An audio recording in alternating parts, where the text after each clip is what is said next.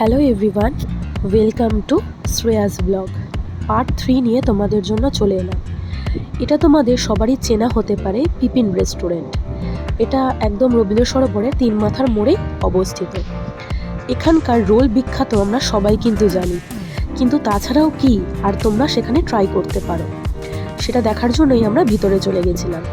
ভিতরটা এসিই ছিল, আর 20 থেকে 22 জনের মতো তোমরা বসার জায়গা তোমরা ওখানে পেতে পারো।